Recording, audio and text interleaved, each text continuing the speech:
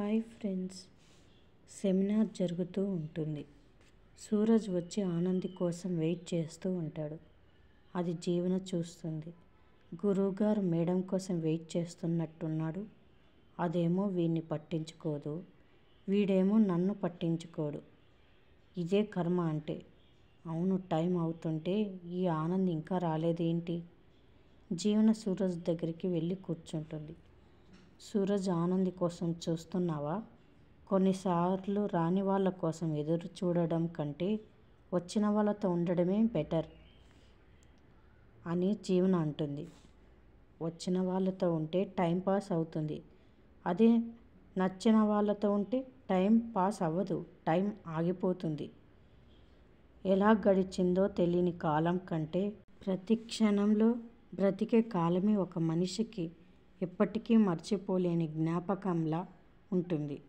అలా ఉంటే మనిషి కోసం కొన్నిసార్లు మన లైఫ్ అంతా ఎదురు చూసినా తప్పులేదు.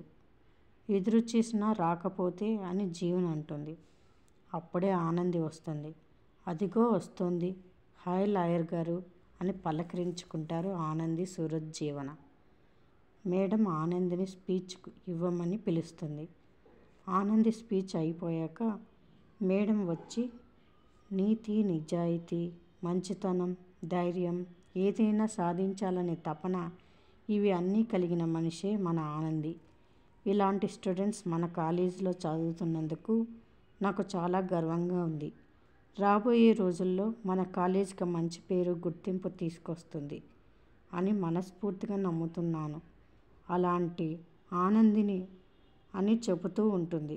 మేడం, అప్పుడే వంశీ వస్తాడు. ఇన్ఫామ్ చేయకుండా మిమ్మల్ని కాలేజీలోకి ఎవరు రమ్మన్నారు అని మేడం అడుగుతుంది. మేడం, అందుకే రాగానే సారీ చెప్పాను. నేను రాకూడదు అని అనుకున్నాను. కానీ క్రిమినల్స్ని అరెస్ట్ చేయాలంటే కొన్నిసార్లు రూల్స్ క్రాస్ చేయక తప్పదు. వాట్ ఇన్స్పెక్టర్, క్రిమినల్స్ కోసం మా కాలేజీలోకి రావటం ఏంటి అంటుంది మేడం.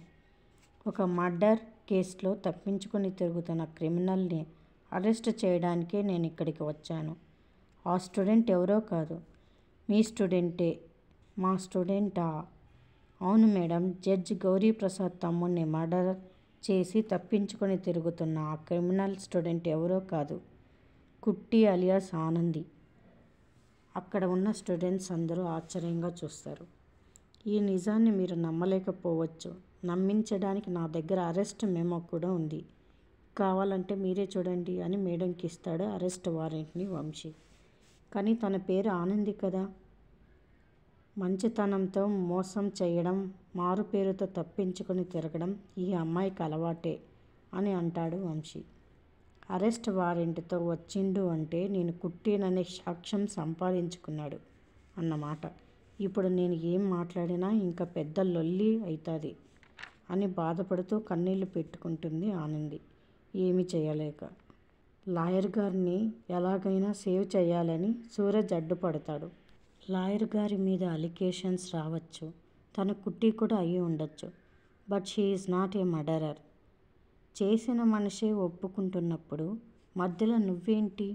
లాయర్ గారు, మీరు ఏదైనా మాట్లాడండి, తప్పు చేయలేదని చెప్పండి. పక్కకి తప్పుకోమని చెప్పానా అని వంశీ అంటాడు. మరిన్ని అప్డేట్స్ కోసం ప్లీజ్ సబ్స్క్రైబ్ చేయండి. Thanks for watching.